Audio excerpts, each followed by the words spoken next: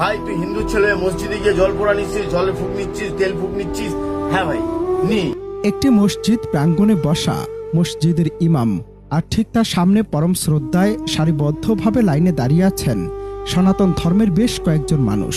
উদ্দেশ্য পবিত্র কোরআনের আয়াত পাঠ করা, পানি পান করে মহান সৃষ্টিকর্তার কাছে রোগমুক্তি প্রার্থনা করা। অবাক হচ্ছেন, ভাবছেন সনাতন ধর্মের মানুষ আসলেন মুসলিম ইমামের কাছে, তাও আবার রোগমুক্তি কামনায়। হ্যাঁ, ঠিকই শুনেছেন।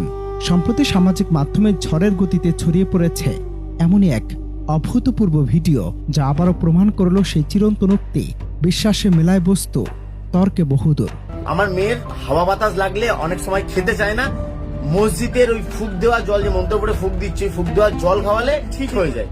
ঘটনার সূত্রপাত সঞ্জয় চক্রবর্তী নামের এক সামাজিক মাধ্যম ব্যবহারকারীর একটি পোস্ট থেকে। তিনি নিজেই তার পরিবারকে সঙ্গে নিয়ে অসুস্থ শরীর নিয়ে হাজির হয়েছিলেন এক মসজিদ প্রাঙ্গণে। সঞ্জয় বাবু জানান, পবিত্র কোরআনের বিভিন্ন আয়াত পাঠ করা পানি ব্যবহারের পর সৃষ্টিকর্তার অশেষ কৃপায় তাদের রোগমুক্তির এক অলৌকিক অনুভূতি ও ইতিবাচক পরিবর্তন সামনে আসে। এই ভিডিওটি আপলোড হতেই তা মুহূর্তের মধ্যে ভাইরাল হয়ে যায়। নেটিজেনদের মধ্যে নানা আলোচনা সমালোচনা তৈরি হলেও এই দৃশ্য মূলত জাতি ধর্মের ঊর্ধ্বে উঠে মানুষের বিশ্বাস এবং মানবিক সম্প্রীতির এক অনন্য দৃষ্টান্ত স্থাপন করেছে।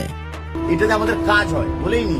শুধু আমরা না, এই যে বয়স্ক মাসি দেখছো, এই বয়স্ক মাসিটাও গেছে। এই বয়স্ক মাসিরা রাত্রিবেলা নাকি ভয় পায়। এনার তো অনেক বয়স হয়েছে, তাহলে ইনি কেন যায়? ইসলাম ধর্মেও কিন্তু এর সুন্দর ও আধ্যাত্মিক ব্যাখ্যা আছে। কোরআনের আয়াত বা সূরা পাঠ করে পানিতে ফু দিয়ে তা পান করার এই মাধ্যমটিকে বলা হয় রুকুইয়াহ। পবিত্র কোরআনে আল্লাহ তাআলা একে মানবজাতির জন্য আত্মিক ও শারীরিক নিরাময় বা শেফা হিসেবে ঘোষণা করেছেন।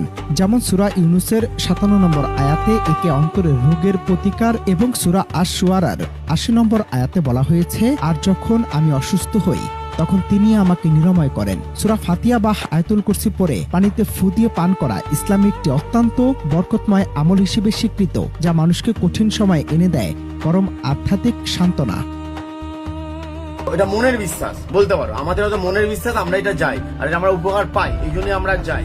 শুধু আমরাই না, কত পরিবার এসে, খালি দেখো কত পরিবার এসে শুধু এই ঝাড়ফুঁক নেওয়ার জন্য। তবে মনে রাখতে হবে, এটি কোনো আধুনিক চিকিৎসা বিজ্ঞানের বিকল্প ঔষধ নয়। ইসলাম কখনই প্রথাগত চিকিৎসা বা চিকিৎসকদের কাছে যাওয়া নিষেধ করেনি, বরং স্বয়ং নবীজি সাল্লাল্লাহু আলাইহি ওয়াসাল্লাম নিজে অসুস্থ হলে চিকিৎসা নিয়েছেন এবং ওষুধ সেবনের নির্দেশ দিয়েছেন।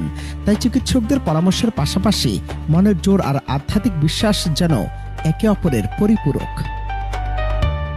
আমার দিয়ে কিন্তু 1 টাকাও নেয়, 1 টাকাও নেয় না। তোমার যদি ইচ্ছা হয় তুমি 10 টাকা 5 টাকা দিতে পারো, নাও দিতে পারো। ওরা যে পয়সার জন্য